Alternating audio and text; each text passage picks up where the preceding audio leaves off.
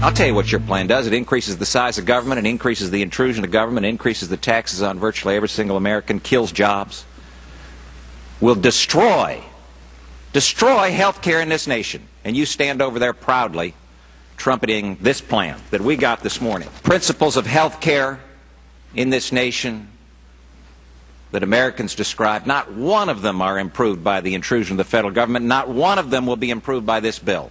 Well, that was Georgia Congressman Tom Price back in 2009 warning Americans about Obamacare. And this Thursday, the Supreme Court will finally decide if it is indeed constitutional. Will it see the light of day? So where does the congressman stand today? As an orthopedic surgeon himself, who's also a congressman, he joins us right now. Congressman, welcome to New York. Welcome to the studio. Good to be with you. You have no idea what's going to happen. But if the mandate is struck down, what happens the day after? Well, I suspect that they will strike down the mandate because it's the first time in this nation's history that the government has said, by virtue of being a United States citizen, you've got to buy a product, and this is what it must be. That's the difference in all of this. What happens the next day really depends on the scope of the court's ruling. It's likely that not much changes the next day, but still in place is the employer mandate, the Medicare decreased payment mandate, the Independent Payment Advisory Board mandate, the tax mandate. All of those things need to go away. So that's why we in the House Republicans, believe, regardless of what the court does, we need to repeal the entire bill. But here, look, the CBO has already had to revise. It's going to cost more money. It happened before with prescription drugs, but then since that's come down.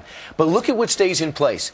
If the pre-existing condition stays in place, if you're going to force everybody to get insurance, if you no longer force everyone to get insurance, if people under 26 can stay on their parents' insurance, where does the money come from to make these insurance companies? You can make them do this, but they have no revenue to justify it. Well, this bill never worked from a financial standpoint. You know that, I know that, and now the American people know that. But now it has no hope without a mandate.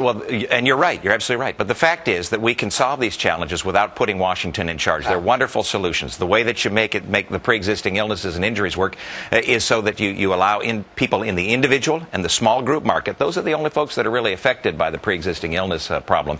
You allow them to pool together with millions of other Americans, so you get the purchasing power of millions. That makes it so that the pre-existing illness and injury argument goes right out the door.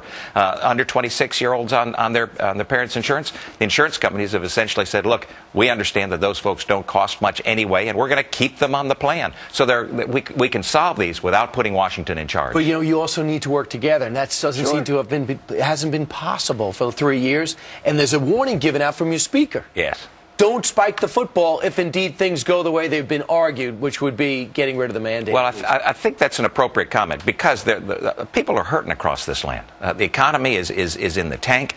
They see Washington acting with more and more oppression and reaching out into their lives and not fixing things, not helping things.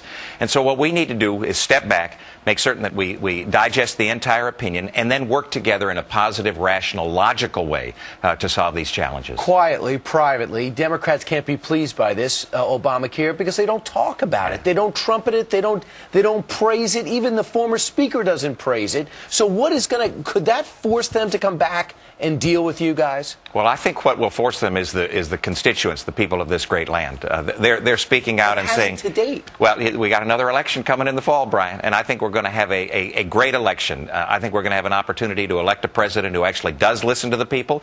I think Governor Romney will be a stellar president and will work in a positive way to solve these challenges, not just in health care, but in the economy, growing jobs in this nation, decreasing spending at the federal level, being a responsible representative of the people. And we knew the doctors seemed to get in their lab coats and say, I'm for this. You weren't one of those in their lab coats saying, I'm for this. What are the doctors telling you quietly? Doctors right now are saying, if this doesn't come down, if we don't change things and move it in the right direction, we don't know if we're going to be able to continue practicing. Congressman Tom Price, thanks for coming to New York. It's going to be an exciting 48 hours, yes, I guess. Indeed. Thanks so much for coming in. Thanks, Brian. Okay.